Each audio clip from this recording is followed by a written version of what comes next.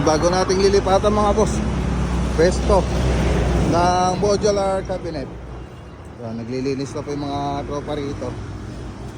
Gawin ko lang kung ikabit yung kuryente rito.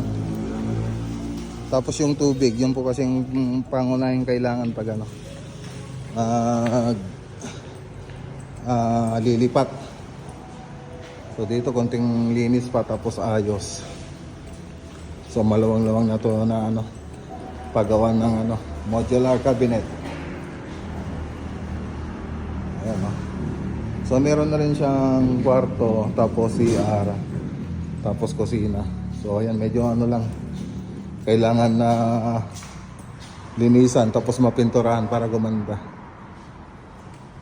So abangan nyo po ito mga boss. Lilipat po tayo rito kasama yung mga tropa. Tapos yung mga, siyempre, mga gamit natin. Alright.